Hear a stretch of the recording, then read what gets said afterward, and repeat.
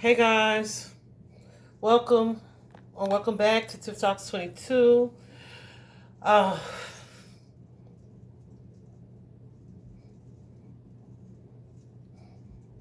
I'm having a moment, and it was not expected. So, the case that I'm about to talk to you about, it was not expected. But the way these cards look, I am sad. Um, so let me tell you about this young lady, Jenna Van Gelderen, who disappeared in Georgia in 2017. She was 25. Okay. She was 25 years old. Jenna was living with her parents, and she had recently moved out because she wanted her freedom, her independence. She didn't exactly tell her parents where she had moved to. They just knew that she got an apartment. Okay? They didn't know the address, they didn't know where she was. Let me tell you, young people, something. It's okay for you to be independent, but don't be so independent that people don't know where you are or where to find you, or they can't tell your family, your parents, if something happens to you, how you were moving. It's a problem. Okay? But like I said, Jenna was on the spectrum, and she was considered high functioning. She had gotten a certificate from some type of Gwinnett Institute, something like that, to do office work. Her first job, which she had had for like 4 years, was at some type of pet store, but she was ultimately charged with like embezzling money, and they reduced it like to a misdemeanor. That's how it was like disposed, I guess you would call it. Um, they reduced that to a misdemeanor because she had stolen like up to $3,000, like in increments, right? She initially was on her parents' T-Mobile plan, and her dad started noticing some people that she was had developed recent contact with, recent connections and friendships, acquaintances with, right? And like I almost like I'm just getting the energy from this. Anyway, um she was on their T-Mobile account, and when her dad kind of confronted her, like, who are these people, right? Because they felt like she was being influenced by to engage or to have certain behaviors by these people that she had recently made friendships with, right? Or connections with. Um so she was like offended. She took offense to them like looking into her business. We got to stop that, young ladies. Um and that's when she decided she wanted to move out. They did not know until after Jenna disappeared that she had also like purchased another phone. We or I would call it a burner phone, because like your text messages and all that info isn't tracked, right? They can just kind of ping your account. It turns out it was like a Metro, I think. So it's not exactly a burner phone, but close, okay? I'm a Metro user. And I love them, don't get me wrong. But so yeah, the night that Jenna disappeared, that weekend, her parents had went on a vacation to Canada. She they had like an elderly cat, and so she was staying to kind of take care of the cat, to be able to let like people in. There were like two people each day coming to like administer medicine or medication to the cat, and so she was there to kind of let them in. I think Jenna had her own vehicle, but she also would sometimes drive her mother's vehicle.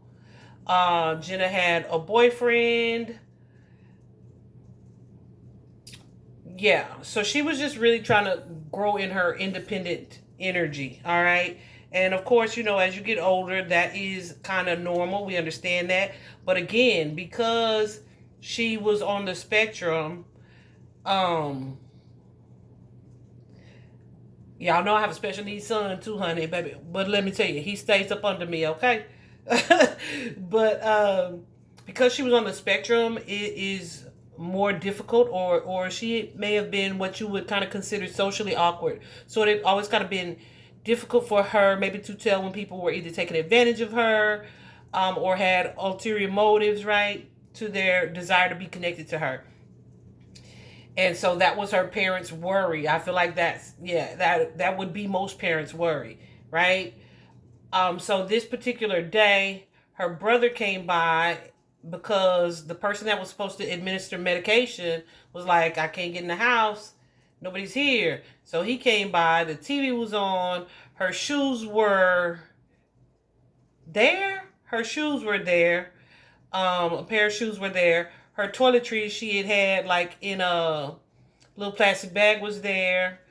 There was a tapestry on the wall, like a World War II or something tapestry that was in a frame. Somebody had broken the frame to pull that tapestry out. Her parents said it was not valuable, so no, who knows why they took that. Her phone, both phones were not there. They didn't even know about the other one yet, but both phones were not there, but the charger was there. And the car, it was her mother's car that she took, and her car was still in the garage, but her car was gone. The house had been locked up, right? And it is known that she had been there like the previous 2 days, and that she might have had company or guests or something like that at the house when the parents had like a little bit of trouble trying to get the police to investigate it. One, because she's 25 years old, so they made them wait 24 hours. Two, they just lazy. Just lazy. I think that's what it was. I feel like either they don't have the manpower or they don't know how or where to look or how to start. But whatever the case, they did not take Jenna's disappearance seriously. And that's what makes the people that do this type of thing, this is what enables and empowers them to get away with it continuously. That and then secrecy, okay? Anyway, so her car was later found and recovered. No forensic testing done in the car, in the vehicle. One of her little girlfriends told them where she had been living. Went and talked to the roommate, which was a male. Problem number one. But also she had an ex-boyfriend or a boyfriend who told the police that he actually broke up with her the night before, which, what a coincidence, right? Pay close attention when people try to disassociate themselves from the victim, where it's like, oh, we wasn't even that close, or we wasn't even that cool, right? Or no, we just broke up. Like, it's usually something to that, right? But yeah, the police didn't, they said they looked around the apartment, but whatever the case, the boyfriend told them that she was a drug addict and a prostitute. The roommate was like, well, she ain't paid up, so I'm gonna put her stuff out, and gave her stuff back to her parents. Like, it was just very poorly handled. The police didn't think anything odd about any of it. I don't think they searched the apartment. They just was like, we'll take her stuff, and gave it to her parents. Like, it is infuriating. So as a person who has been looking into these cases for some time, as I was reading, because one of my viewers, she sent me this case and asked if I would look at it like last week at some point. So I'm just kind of getting around to it. And so there was an article attached to a short video. And I'm looking at the case and the video, and I'm like, I'm definitely going to do a reading about it. But I feel like, guys, there's a couple things. The police, most of them do want to solve the crime.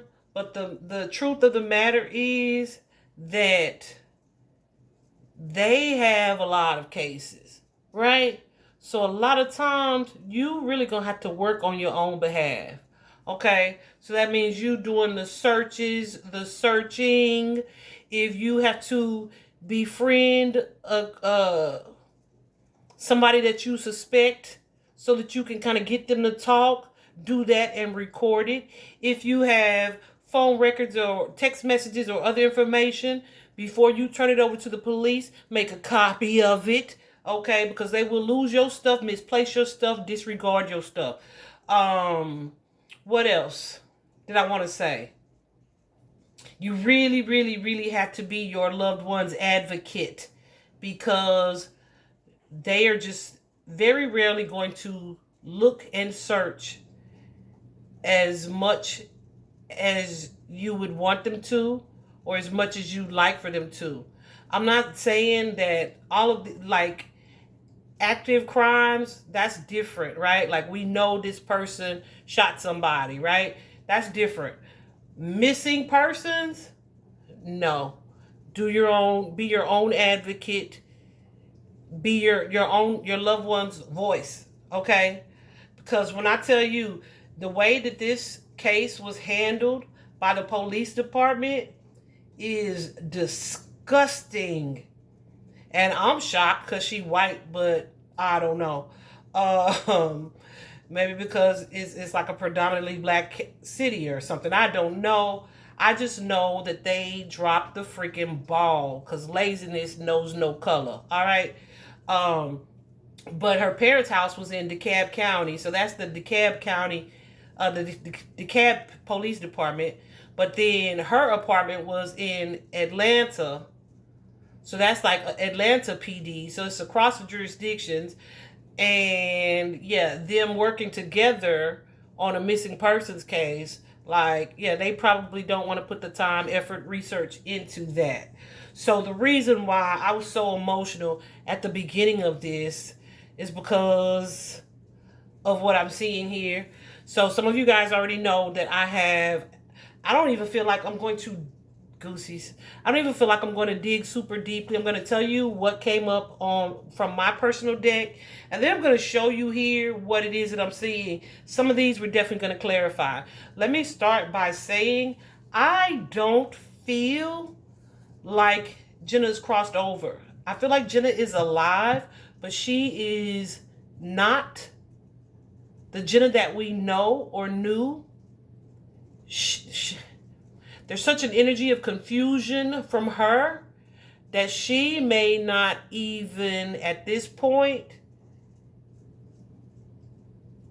she may be disconnected from her past life in a way. I don't want to say that she wouldn't remember it, but it's like, let me just, yeah. She ain't who she used to be. I'll say it that way. So let me show you these cards that came out. So you guys know that this deck that I have, they're so thin. I go through each one and confirm, like, is this connected? Is this necessary? Is this regarding, right? Anyway, the first card out, though, clearly and by itself, conspiracy, multiple. Remember I said she had a roommate and she also had this boyfriend. Also got that she was blindsided or shocked by what has transpired. Also got that someone is lying, okay? There is some deception here. And yeah, I believe it's the people that she was dealing with.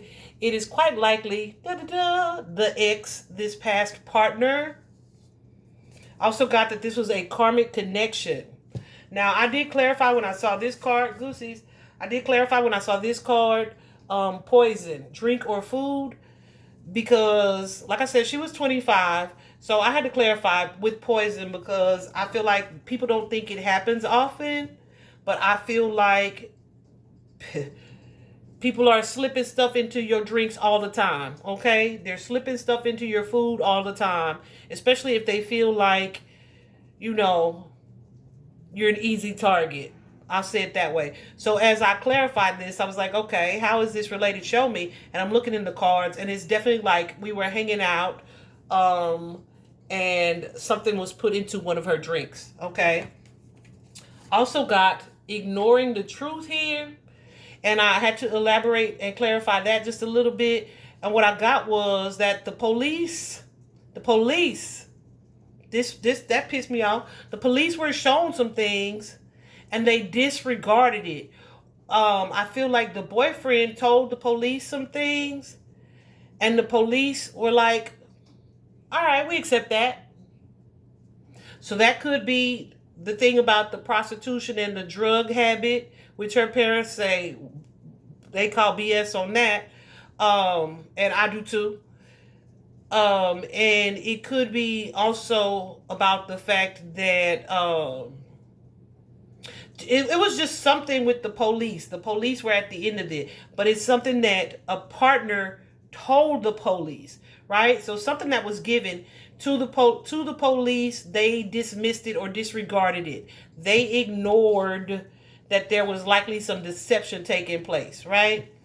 Also got revenge here. I'm going to clarify that in just a second. But we also have the abduction, kidnapping, lured card. We got fake friends and family. I don't believe her family is this. I believe these are the people that she called friends. Now, we also got this card, right? But it was in reverse. And Spirit told me to leave it in reverse. And so, of course, I had to clarify that. Why? So, that is the sexual assault card. But it's in reverse. And so I was like, why is that? Because there was a forced sexual exchange, and it could have been between her or multiple people, but initially it was her and one person, and it was something that she was hesitant to do, but she felt like she was in a relationship with someone. So I feel like it's someone who took advantage of her sexually because of the connection or the power or the control that they may have had over her. What I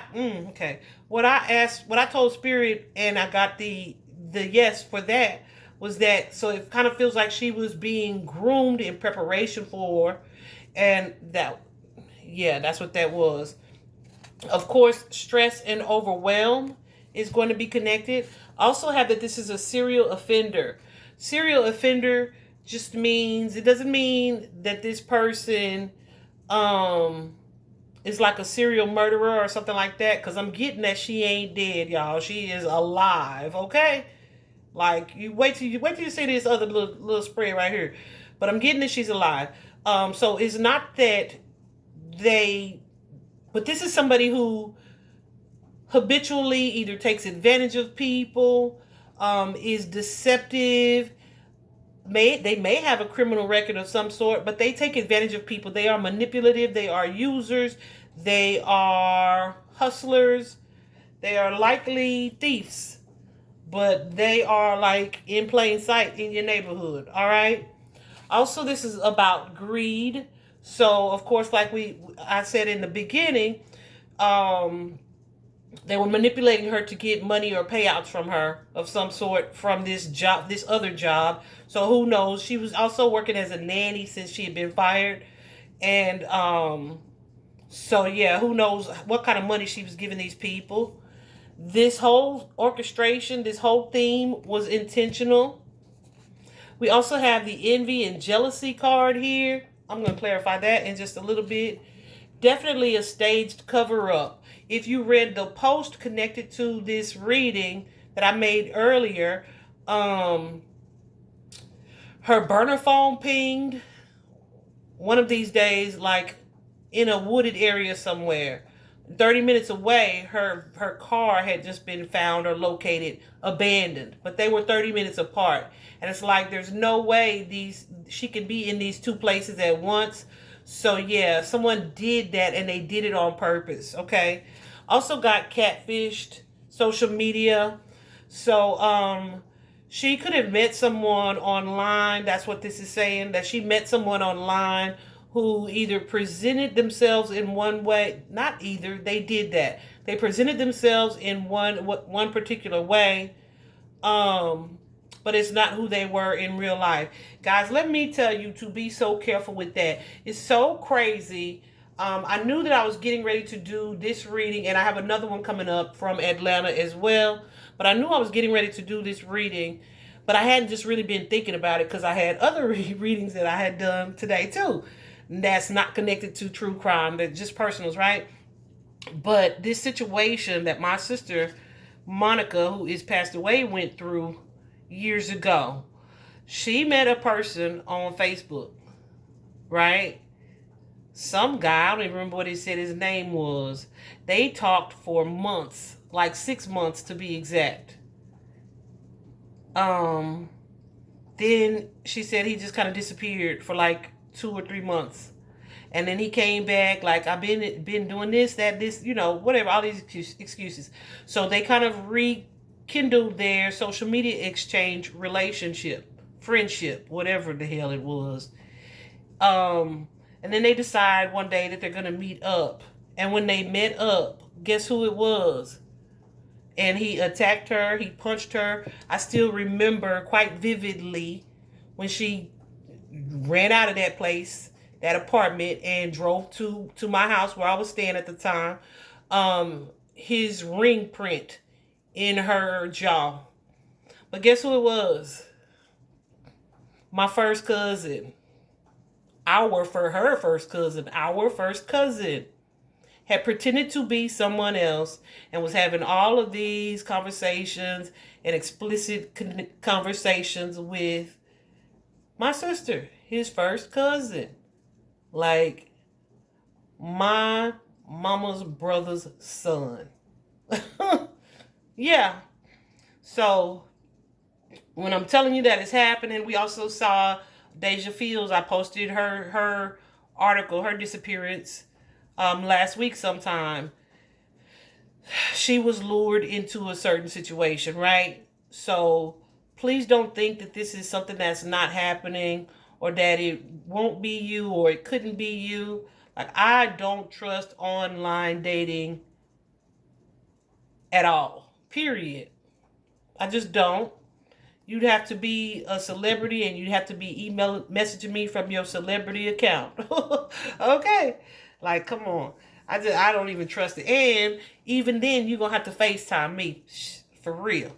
But the last card that I got,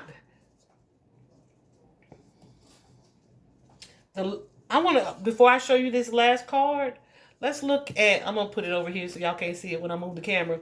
I'm going to look at these two cards. Revenge, envy, and jealousy. Show me about revenge, please. 18.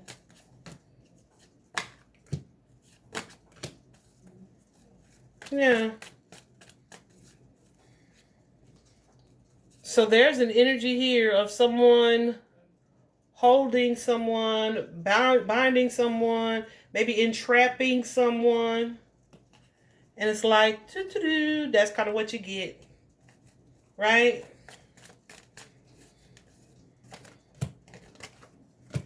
And it's like an energy of like, let me knock you down a peg. Because you have the star with the 10 of swords. So it's kind of like, I bet you're not so great now. It's definitely an energy of being caught off guard or something that you need to defend yourself against. Who or what do you need to defend yourself against? This Knight of Wands energy, this impulsive charmer, this person who may act now, think later. However, this was the stressful and overwhelming situation that created a tower here. Okay. So this feels kind of like a setup energy. Betrayal, confusion. With this 3 of Swords and the 7 of Cups here.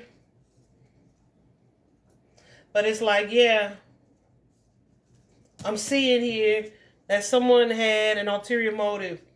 They wanted to get the upper hand. They wanted to win by any means necessary.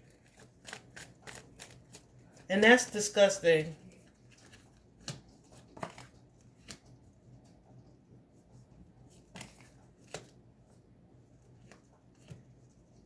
Let me tell you, too, a strong energy that I saw in one of these cards. Because I'm seeing this with the family conflict with the family now. Right? So, this could be something where it was intended to create conflict with the family. I saw an energy as I was clarifying one of these. I don't remember which one it was. Where, there was an attempt being made to isolate her from her family. Like, oh, they just don't want us together. Or you grown, you don't have to do what they say. But this was someone who was kind of showing up as kind of narcissistic, who wanted to be in control of her. So how do you do that? You isolate them, or you create some type of conflict with the family, right? So yeah, you trying to keep her from being with me. Let me show you how much power or control I have and take her from you. That may be how that revenge energy is showing up. Envy and jealousy. That's where I saw that energy. Envy and jealousy. This was someone who was jealous of the connection that she had with her family. Yeah. I know her dad was an attorney.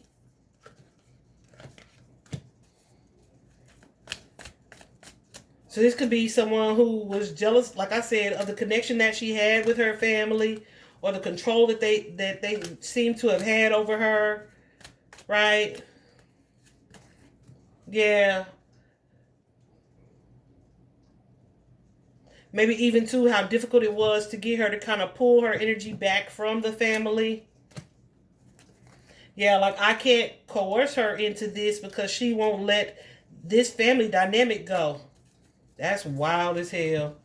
Yeah, that's what that envy and jealousy look like. So you would think it's between partners. That was not it. That was not it. So that's another lesson, young people, young girls. Abusers like to isolate, right? So if you mad at your mom and them, your dad and them, or whatever the case, don't vent that to whoever it is this new person you're talking to, because that's something that they're going to try to use to their advantage to manipulate you. Not necessarily if they are kind people, but be discerning. Be discerning. And let me tell you, your judgment center is not even fully developed. I think it's that frontal lobe. It's not even fully developed until you are like 26 years old. So she still had missed the mark. She was 25. And she was dealing with autism from early on, right? They just hadn't formally come up with the term autism yet. But she did receive a diagnosis in her adult years. So that's like a whole nother battle, right? So just be discerning. Let go of that secretive energy. Yeah. Let me show you this last card that I got, and then I'm going to walk you through the spread real quick. Okay. You saw it. Trafficking, victim, perpetrator energy. Now, I'm gonna just skip to the outcome. Well, no, I'm gonna show you this first. So the starting situation here is the family room. This happened in a home, in the home, probably her parents' home, but it's indoors in a family setting. This would be where you would allow someone in that you were comfortable with, that you felt safe around, or that you had an emotionally intimate relationship with, right? Like this is someone that you talk to, or you have like this familiar connection with. Okay. The expectation here. What was the fact? The expectation card. With this particular card, you see someone looking out the window, right? You see her looking at the window. This card for me always gives me the energy of, okay, we're going somewhere, but I expect to come back here or to be returned here. I will say this too, in her vehicle, there was evidence that there had been two people in the vehicle. One, she had made a recorded phone call with a friend, and like the other person can be heard or seen in the car or something like that. But also that passenger seat was kind of pushed back, like somebody who's taller was sitting in there. So whatever she left the house to do, she ran to do, she thought they were coming back. But the mistake that she made was to think that she could trust this person. We have the thief card and the coffin card. I know you're seeing coffin and you're like, oh my gosh, no, right? This is not always death, okay? But the first card out for me is the thief card. Suggest like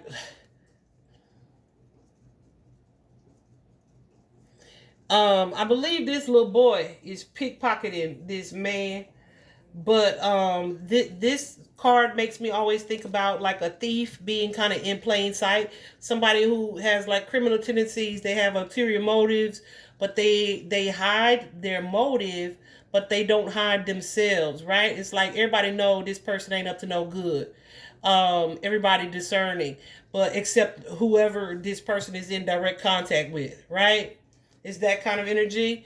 And then with the coffin card, it's some type of change, some type of transition connected to a relationship. It could be a job ending. It's just a life change here.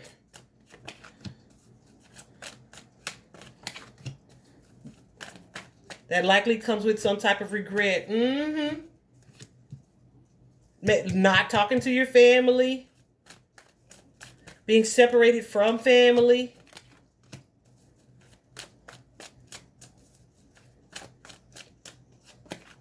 Closing a door.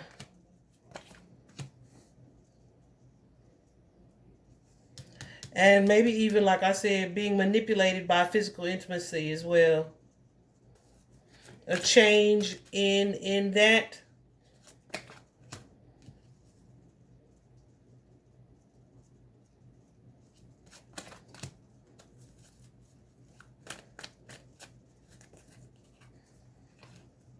Yeah. Dealing with the narcissist. Secret energy, being forced into some type of hiding or some type of secrecy. Where you thought something was going to be fun and free and a new adventure, but your future has shifted here. The plan has changed. That kind of energy. Okay. Let me look at this spread. What opportunity that that she thought she had?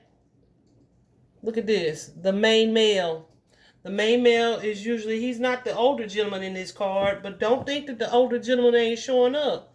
So there's a younger man, someone probably her age, that she was connected to, who is either like her boyfriend, her lover, somebody that she values and has a close connection with. She thought highly of, right? But she might not have been either talking about them. Oh, yes. What am I saying? When I'm saying what I'm saying. Okay? She might not have been talking about them. This was her little secret.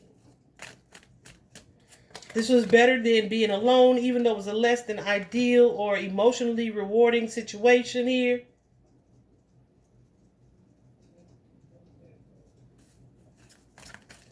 But this situation, this is like a backstabbing energy. This is somebody who was hot and cold with her. Charming. She considered charming. But they toxic. Toxic. This could be someone who was aggressively pursuing her at some point. But they maybe would pull their energy back. Definitely blindsided.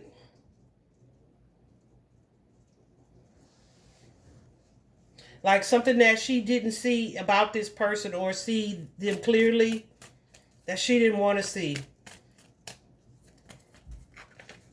Either about this person or who he was working with or connected to here.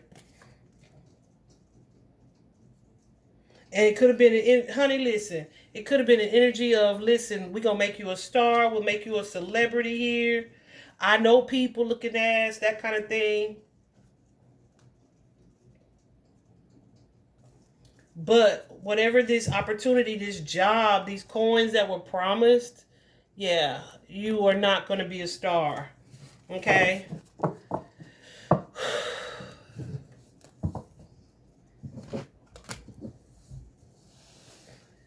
So here we have the bad health card. Okay. Bad health can suggest like actually physically sick or ill.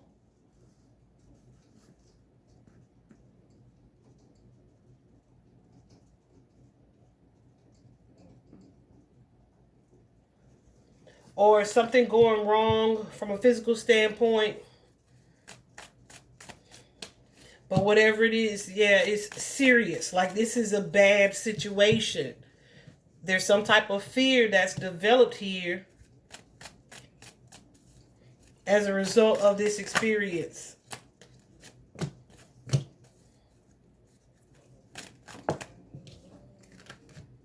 Yeah.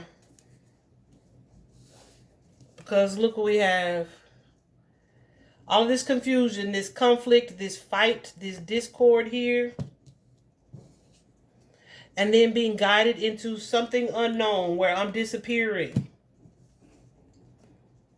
But this is either something that I was in denial about or that someone's lying about. They're kind of getting creative with the situation. And someone could have, like, intuitively been warned and ignored the warning for just wanting to have a good time. Trying to feed their inner child, like, let's have this good time. Not seeing how something was going to change. There's like just ignoring your intuition. Continuing to pour or put energy into whatever this bad situation is. That devil card can also be drugs, right? Can also be an energy of drugs or drug use or whatever the case, right? Let me see what position this is. Yeah, so this is supposed to be what is helpful now. And this card is the card of despair. I be trying to think of a different way to word it because, you know, it is not helpful to sit and allow yourself to feel defeated. But this is likely what the case was, where she was just like, oh, this is bad, right? Feeling like some type of loss, some type of sadness here. Yeah, because I'm seeing that I'm about to be separated either from someone or from my family. Who's this 10? Or from what happiness was for me. This ain't that. This ain't that. And I'm not happy or confident about things improving. I don't see that. I don't feel that, she's saying. Because now I don't trust these people about this new adventure because something unfair is happening to me.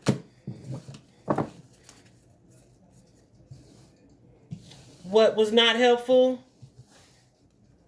This mature man. So I'm telling you, there's somebody else. He always gives me King of Pentacles vibes. Because the King of Pentacles can be someone who's older. Or King of Swords, right? But the mature man, that's usually like a third party. That's someone else. That is someone who is different from this person. But it's like also, because of the position that these cards are in on the spread, we got the gift and we also got distant horizon. Distant horizon for me is about foreign energy. It is about something long distance. You see there's water here in this particular card. This is about travel. This is about going far away, getting away from someone or a certain situation. It could be that this person or that they're dealing with is foreign, but this is with the gift. This is likely something that a conspiracy said, yeah, keep all three of those cards there, which I thought was odd. So there could be a connection that someone had that they presented it to about this person, that it was like a good connection, that it was something positive that was going to come from it. But that was far from what actually the reality was. So this is the part that made me cry. Because when I tell you this card popped out, And what I asked Spirit was, okay, what is the final result? What is the outcome?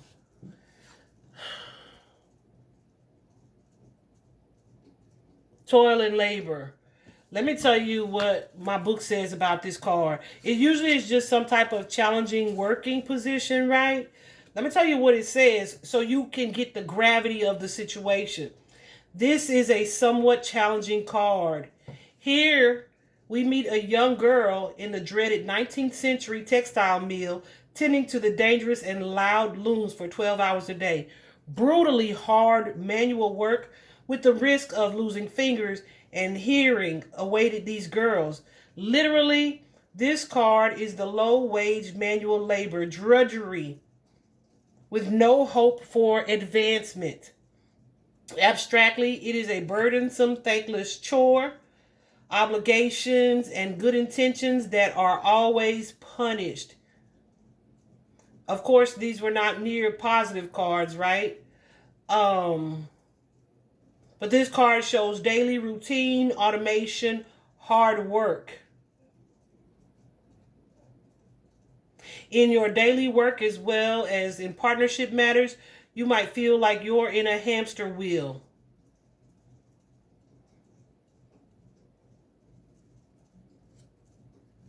This card refers to work done out of necessity, tiring work, monotonous work, the grind. Okay? Obligatory work, something that is unpleasant to do, something that you don't enjoy, that you don't want to do, but it has to be done for whatever reason. It cannot be postponed.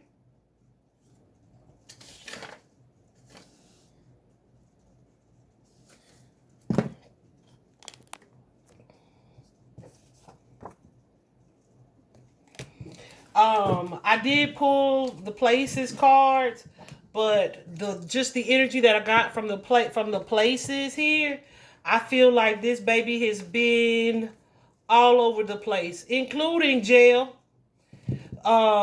She could have physically been in jail at some point or arrested at some point. Maybe gave a fake name of some kind, or this could also be like an energy of being held against her will, right? In a dark and hidden place. Y'all, when I tell you we got some of everything, we got some of everything. Airport even. So I feel like there's been some traveling here for sure. Over a 7-year period, you best believe that's what the deal is.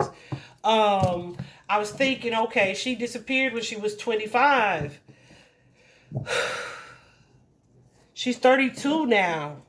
But like I said, I was reading her energy, just looking at her photo. I was like, I don't feel like she did though. And I was like, who would they sex traffic her at this late age, right? And I looked it up, and the statistic is absolutely yes, they would, up until close to 40. Okay, so I'm just praying for breakthroughs. Also, y'all, do y'all know that this is the second fastest or second largest or fastest growing criminal,